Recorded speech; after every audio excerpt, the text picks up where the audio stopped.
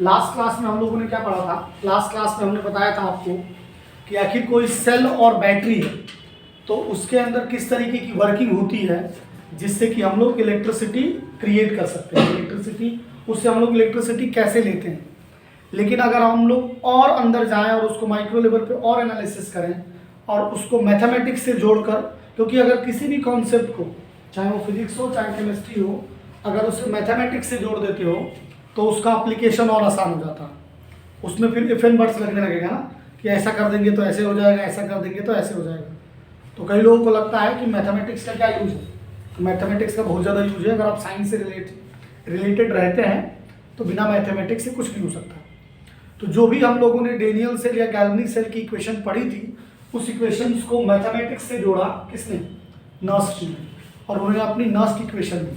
ठीक है, अब नर्स्ट ने जो इक्वेशन दिया था वो बेसिकली रिडक्शन के लिए दिया था। जो भी रिडक्शन की इक्वेशंस होती हैं उनके लिए दिया था।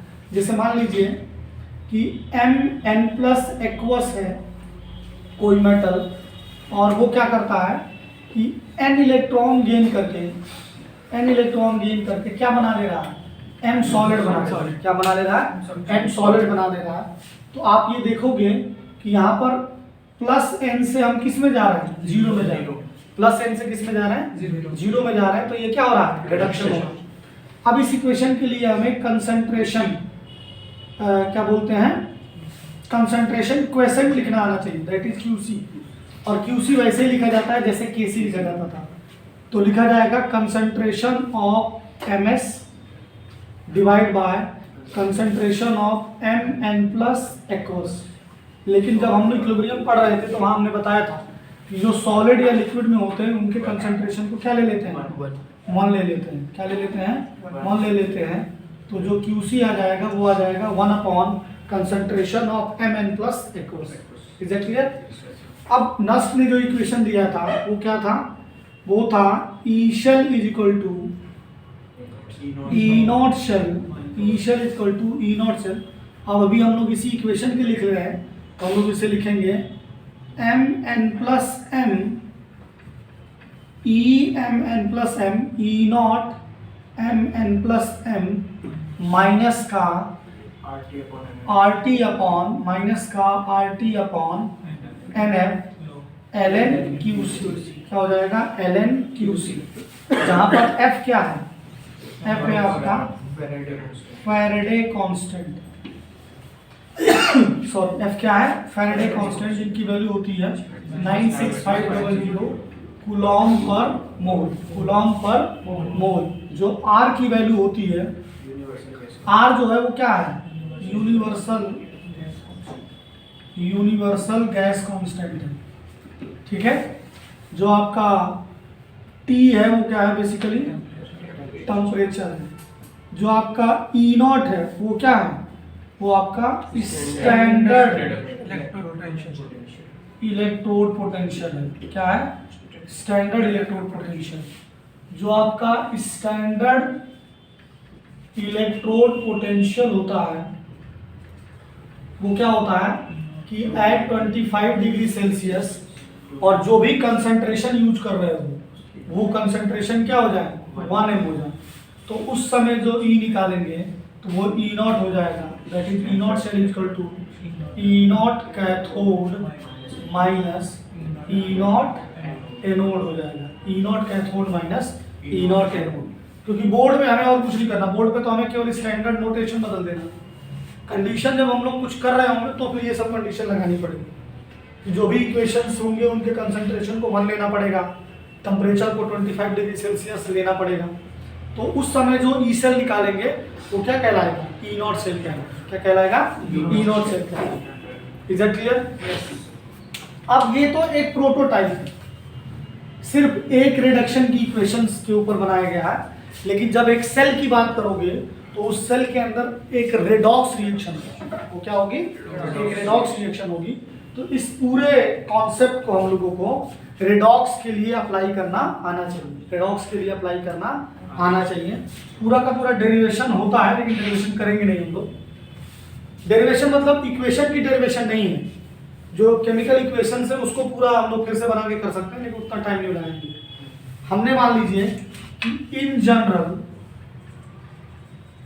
जनरल एक एक्सप्रेशन ले लिया A B equal to C and D. Is that clear? इसके लिए जब आप QC लिखोगे तो QC क्या हो जाएगा? QC हो जाएगा कंसंट्रेशन ऑफ C की power C, concentration of D की power D, concentration of A की पावर A और कंसंट्रेशन ऑफ B की पावर B। ये हो जाएगा QC। अब कई लोगों ने इसमें ये भी ध्यान रखिएगा, कई लोगों ने ये भी पढ़ा होगा कि concentration of oxidation divide by reduction, इससे नहीं करना, उससे आपके सारे सवाल नहीं हो पाएंगे। ये स्टैंडर्ड तरीका है जिससे आपका कोई भी क्वेश्चन होगा वो हो जाएगा उसमें, तो हमें यही याद रखना। Is that clear? QC निकालने का तरीका, पहले प्रोडक्ट के कंसंट्रेशन का मल्टीप्लिकेशन और नीचे आ जाएगा आपके रिएक्टेंट के कंसंट्रेशन का मल्टीप्लिकेशन। अब ये एक प्रॉपर इक्वेशन है, this is a redox reaction, या ये एक सेल की रिएक्शन है। तो सेल की रिएक्शन के लिए जब हम लोग नस्ट इक्वेशन अप्लाई करेंगे तो ई सेल इक्वल टू हो जाएगा ई नॉट सेल माइनस का R T divide by N F L N R T divide by N F L N Q C. क्या हो जाएगा? L N Q C. ये equation हो जाएगी। This is equation number 1। This is equation number 1।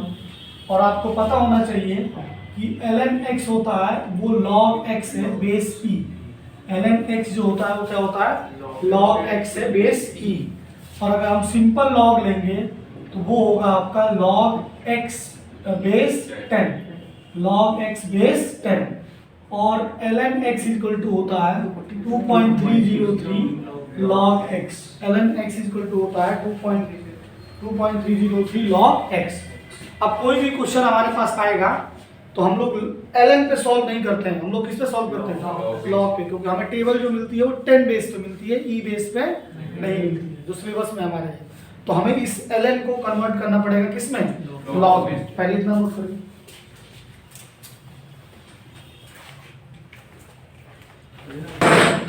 देखिए अब क्या होता है कि इसके नस्ट इक्वेशन के हम लोग सेकेंड फॉर्म में जाने से पहले हम इसके अदर फॉर्म को लिखें, उससे पहले हम लोगों को एक बात और समझनी होगी कि जो आपका ये आया है ई cell equal to,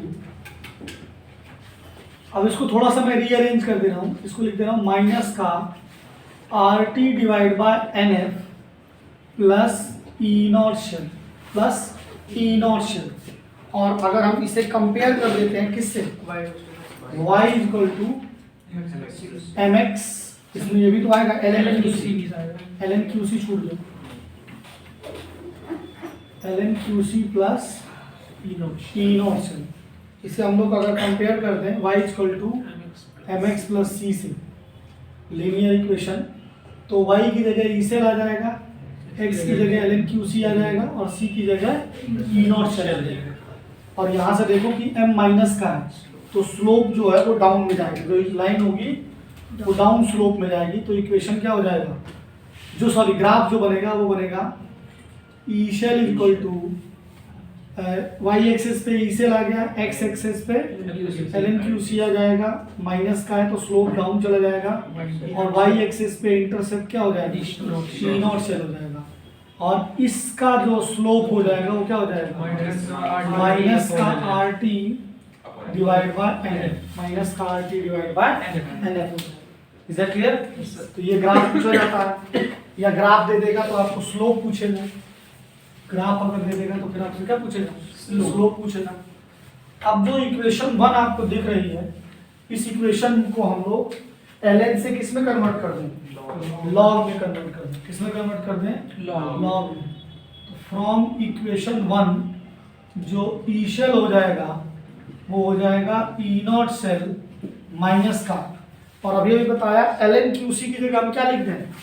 2.303 R T divide by N F log QC। क्या करते हैं? लॉग QC करते हैं। This is equation number 2। This is equation number 2। इसे फिर से रीअरेंज कर दें, अगर ई सेल इक्वल टू लिख दें माइनस का 2.303 R T divide by N F log QC plus E naught cell, और इसे कंपेयर कर दे हम लोग किससे, y equal to mx plus c से। तो y एक्सिस पे इंटरसेप्ट x पे ये, तो जो इसका ग्राफ बनेगा वो ग्राफ क्या होगा, वो ग्राफ कुछ ऐसा होगा। यहाँ पर आ जाएगा log QC, या सॉरी यहाँ पर आ जाएगा ई सेल, y एक्सिस पे ई सेल, x एक्सिस पे log QC, और डाउन द स्लोप ग्राफ होगा, और y एक्सिस पे इंटरसेप्ट क्या हो जाएगा, ई नॉट सेल, और जो स्लोप हो जाएगा वो क्या हो जाएगा, माइनस का 2.303 RT डिवाइड बाय NM, क्योंकि ये हमारा स्लोप है। This is m, this is what m। तो किसी भी फॉर्म में आपको ग्राफ पूछा जा सकता है, तो इस चीज को भी आपको याद रखना है। Is that clear?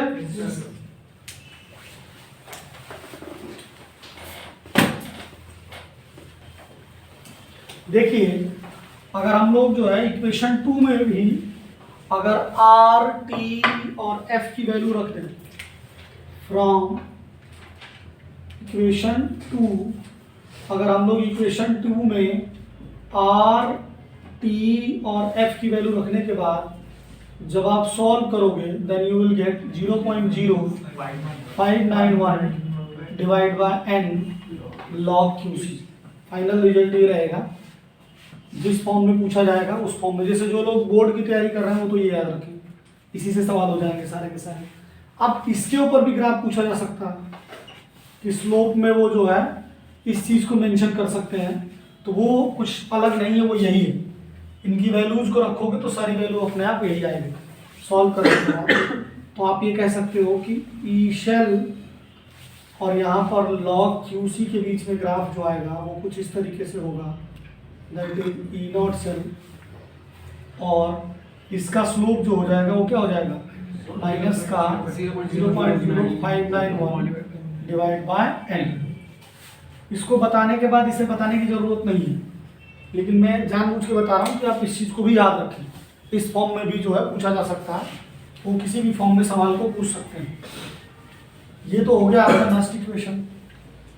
अब नस्ट इक्वेशन को एक हम लोगों ने, अगर आपको याद हो, इक्विलिब्रियम में और थर्मोडायनेमिक्स में एक फॉर्मूला पढ़ा था, और वो क्या पढ़ा था, वो ये पढ़ा था कि डेल्टा G इक्वल टू होता है। तो हम लोग बात कर रहे हैं गिव्स free energy and Nernst equation,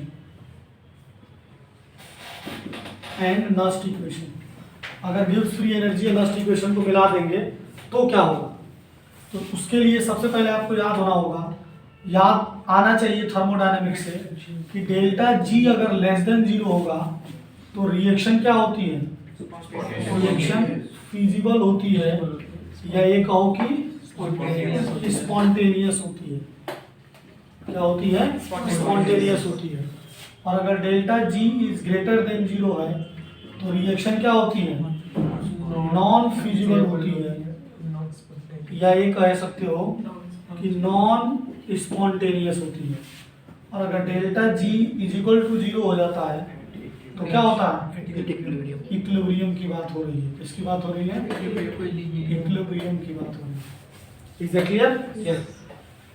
अब अगर आपको याद हो, सिंस वी नो दैट, खैर वी लिखना उचित नहीं है क्योंकि तुम लोग तो कुछ जानते ही, मुझको तो यही लिखना चाहिए नहीं थी, I know that, only I know that, but still we know that लिखते हैं, ऐसा लिखना सिखाया गया मुझको, मेरे सर ने सिखाया। डेल्टा G इक्वल टू क्या होता है, delta G naught plus RT ln QC। अब एट इक्विलिब्रियम क्या हो जाएगा, डेल्टा G 0 हो जाएगा, और QC क्या हो जाएगा, KC हो जाएगा, या KP हो जाएगा, या क्या हो जाएगा, K हो जाएगा। और इसी को क्या कहते हैं, इसी को कहते हैं इक्विलिब्रियम कांस्टेंट। इसी को क्या कहते हैं, इक्विलिब्रियम कांस्टेंट। तो जो ये एक्सप्रेशन है वो हो जाएगा 0 equal to delta G naught plus RT ln K, यानी delta G naught equal to हो जाएगा माइनस का RT ln K। ये भी आपको याद रखना है। माइनस का RT ln K।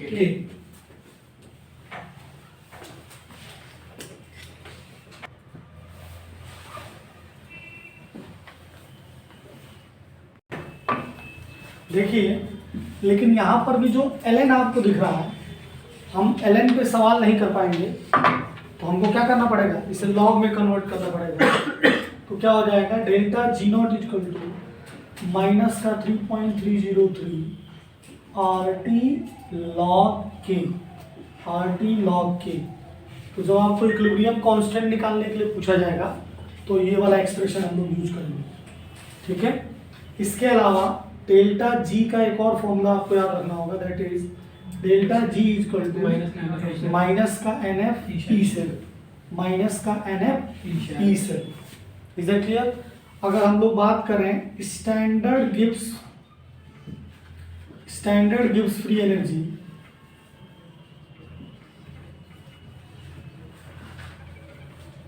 तो क्या हो जाएगा, डेल्टा G की जगह डेल्टा G0 हो जाएगा माइनस का NF E naught cell, minus का NF E नॉट शेल हो जाएगा, ठीक।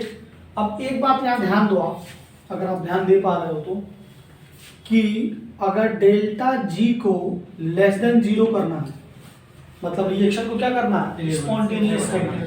रिएक्शन को अगर स्पॉन्टेनियस करना है, डेल्टा G को अगर लेस देन 0 करना है, डेल्टा G को क्या करना है, माइनस में ही रखना है, तो आपको ई सेल को क्या होना पड़ेगा, ई सेल को ग्रेटर देन 0 होना पड़ेगा, पॉजिटिव रहना पड़ेगा, तब जाके कोई रिएक्शन जो होगी वो क्या होगी, स्पॉन्टेनियस होगी या फिजिकल होगी। जैसे डेल्टा G को ग्रेटर देन 0 कर रहे हो तो ई सेल क्या हो जाएगा, लेस देन 0 हो जाएगा, और इस केस में रिएक्शन क्या होगी, नॉन स्पॉन्टेनियस होगी।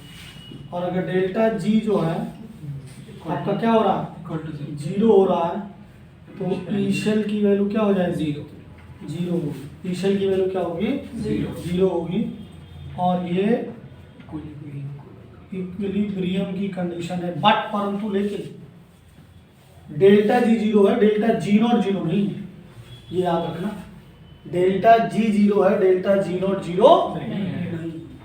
इस चीज को हमेशा दिमाग में भर के चलना है, ज्यादा इमोशनल नहीं होने का, ठीक है। इमोशन सप्लाई नहीं होते साइंस में। अब जैसे कि हम लोग जो है, जो नस्ट इक्वेशन पढ़ा था, तो नस्ट इक्वेशन अगर आपको याद हो तो अभी हमने एक और इक्वेशन आखिरी में जो इक्वेशन लिखी थी वो क्या लिखी थी, वो ये लिखी थी कि ई शेल इक्वल टू होता है E naught cell minus 0.0591 divide by n log QC। अब इसको इक्विलिब्रियम पे ले जाए, एट इक्विलिब्रियम क्या हो जाएगा, डेल्टा G 0 होगा, मतलब क्या हो जाएगा, ई शेल 0 हो जाएगा, और QC क्या हो जाएगा, K हो जाएगा, QC क्या हो जाएगा, K हो जाएगा, और K क्या है, इक्विलिब्रियम कांस्टेंट। तो इसमें जैसे ही 0 डाला, ई नॉट शेल माइनस का 0.0591 डिवाइड बाय लॉग K, तो ई नॉट शेल इक्वल टू हो जाएगा 0.0591 divide bye ln log K। तो ये भी एक फॉर्मूला, ये भी एक फॉर्मूला है। तो आपके लिए मैं कंक्लूड कर रहा हूँ, ये पूरे टॉपिक में आप लोगों को क्या क्या चीज़ें याद रखनी है, एक ये याद रखना है, एक ये याद रखना है, ये दोनों याद रखना है, और ये याद रखना है, ठीक है। बात समझ में आ रही है कि नहीं आ रही है? और इसके साथ साथ ये वाली बात तो याद रखनी ही रखनी है कि ई शेल इक्वल टू होता है ई कैथोड माइनस ई एनोड, ई कैथोड माइनस ई एनोड। मैंने आपको ईएमएफ बताया था कि नहीं बताया था? यस, ईएमएफ भी बताया था लास्ट क्लास में, लिखवाया नहीं था? नहीं लिखवाया। हाँ लिखवाया था। ईएमएफ क्या होता है? ईएमएफ होता है जब किसी भी बैटरी से करंट ना ली जा रही हो, उस समय जो उसका ई सेल होगा वही ईएमएफ होगा। मतलब ईएमएफ जो इलेक्ट्रोमोटिव फोर्स है वो कुछ नहीं है, वो भी एक पोटेंशियल ही है। इलेक्ट्रो पोटेंशियल डिफरेंस को हम लोग क्या बोलते हैं? बस बैटरी को जब हम लोग करंट लेने लगेंगे तो वो ई सेल हो जाएगा, नहीं लेने लगेंगे तो क्या होगा? ईएमएफ। तो जब आपको ईएमएफ कैलकुलेट करने की बात करी जाएगी अगर क्वेश्चंस में, तो यही कैलकुलेट करना है, ठीक है? ई सेल ही कैलकुलेट करना है। देखिए अगर हम लोग इस टॉपिक पे क्वेश्चन करेंगे, एक सवाल लेते हैं जो कि ज़्यादातर एग्जामों में पूछा गया है और उसको सिस्टमेटिक तरीके से सॉल्व करते हैं, तो कैसे करते हैं। देखो सबसे पहले ये इक्वेशन दे रखा है कि calculate the EMF of the following, मतलब ये कहना चाहता है कि आपको ई सेल निकालना है। ईएमएफ का मतलब ये है ई सेल, जो बैटरी या सेल है उससे करंट नहीं ली जा रही है। तो इसको सॉल्व करने के लिए सबसे पहले हम लोग क्या करते हैं, इसको हाफ सेल लिखते हैं। सबसे पहले इसकी हाफ इक्वेशन लिख लेते हैं, तो इसकी हाफ रिएक्शन क्या हो जाएगी। तो आप देखो ये 0 से जा रहा है +3 में, तो क्या हो रहा है आपका क्रोमियम बेसिकली क्या हो रहा है, ऑक्सीडाइज हो रहा है। क्रोमियम क्या हो रहा है, ऑक्सीडाइज हो रहा है, बना रहा है +3 इलेक्ट्रॉन, ठीक है। और दूसरे को देखोगे आयरन को, तो +2 से जा रहा है किसमें, 0 में, तो आयरन क्या हो रहा है, रिडक्शन में जा रहा है। That is aqueous is equal to Fe solid. तो इसमें आपका क्या कर लिया, 2 इलेक्ट्रॉन को गेन कर लिया। तो ऐसे पेपर में पूछा जाता है कि हाफ रिएक्शन लिखो। अब क्या है कि इसके जो n दिख रहे हैं आपको, इसको इक्वल करना होता है, ठीक है, क्योंकि इस इक्वेशन में n नहीं है। तो जब इसे इक्वल करोगे आप, तो ऊपर वाले के साथ 2 का मल्टीप्लाई करना पड़ेगा और नीचे वाले के साथ 3 का मल्टीप्लाई करना पड़ेगा। और जब आप मल्टीप्लाई कर दोगे तो n जो आएगा ये मल्टीप्लाई होकर 6 आएगा और ये 6 आएगा। तो जो नंबर ऑफ इलेक्ट्रॉन ये कैंसिल आउट होते हैं, इन्हीं को n कहा जाता है। इन्हीं को क्या कहा जाता है, n कहा जाता है। तो जो लोग बोर्ड की तैयारी कर रहे हैं उनको आधे नंबर यहाँ मिल जाएंगे, ठीक। इसके बाद एक चीज होता है आपका सेल रिप्रेजेंटेशन। कई बार क्वेश्चन में सेल रिप्रेजेंटेशन रहता है। इलेक्ट्रोकेमिस्ट्री का वेटेज ज़्यादा है और 5 नंबर का सवाल आने के चांसेस हैं और इसी टॉपिक पे आने के चांसेस हैं, तो ऐसे प्रॉपर तरीके से करना पड़ेगा। सेल रिप्रेजेंटेशन में ऐसे पैरेलल लाइन बनाते हैं और आपके लेफ्ट साइड में ऑक्सीडेशन लिखा जाता है। Cr सॉलिड से किस में जा रहे हैं, Cr3+ में, और बीच में इसका ब्रैकेट में इसका कंसंट्रेशन लिखते हैं 0.01, और राइट साइड में क्या लिखते हैं, रिडक्शन लिखते हैं, दैट इज 0.1 m और Fe सॉलिड। ये हो गया आपका सेल रिप्रेजेंटेशन। ये क्या हो गया, सेल रिप्रेजेंटेशन। उसके बाद जो है कैलकुलेट QC। फिर क्या करते हैं, QC को कैलकुलेट करते हैं। QC को कैलकुलेट करने के लिए QC इक्वल टू हो जाएगा सबसे पहले प्रोडक्ट के कंसंट्रेशन। तो कंसंट्रेशन ऑफ Cr3+ की पावर 2, जो चीज़ सॉलिड में दी होती है उसका कंसंट्रेशन 1 होता है, तो उसको एक्सप्रेशन में नहीं भी लिखेंगे तो चल जाएगा, क्योंकि यहाँ मल्टीप्लाई 1 कर दूंगा तो क्या होगा, सेम ही बात होगी। तो इसीलिए सॉलिड को नहीं भी लिखोगे तो चल जाएगा। डिवाइड बाय इधर आएंगे तो क्या हो जाएगा, Fe2+ की पावर 3। जो कोफिशिएंट्स होते हैं स्टोइचियोमेट्री वो पावर में चले जाते हैं, वो पावर में चले जाते हैं।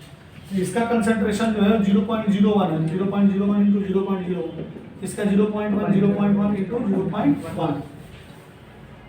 ये 2 पॉइंट हट गए, ये 2 पॉइंट हट गए, ये पॉइंट हट के ऊपर 10 आ गया, ये पॉइंट हट के नीचे 100 आ गया। तो इससे ये चला गया, तो आपको QC की वैल्यू क्या आ रही है, 1/10, दैट इज 10 की पावर -1, दैट इज 10 की पावर -1। Is that clear? उसके बाद हम लोगों को कैलकुलेट E0 सेल। अब E0 सेल क्या होता है, E0 सेल इक्वल टू हो जाएगा E0 cathode minus E0 anode. तो आपको पता होना चाहिए कैथोड पे होता है रिडक्शन। रिडक्शन किसका हो रहा है, आयरन का हो रहा है। तो यहाँ पर आयरन का पोटेंशियल जाएगा Fe2+2 Fe माइनस एनोड पे ऑक्सीडेशन होता है। ऑक्सीडेशन किसका हो रहा है, क्रोमियम का, क्रोमियम 3+2 क्रोमियम। अब एक बात याद रखना, इलेक्ट्रोकेमिकल सीरीज जो बनाई गई है वो हमेशा रिडक्शन पोटेंशियल में बनाई गई है।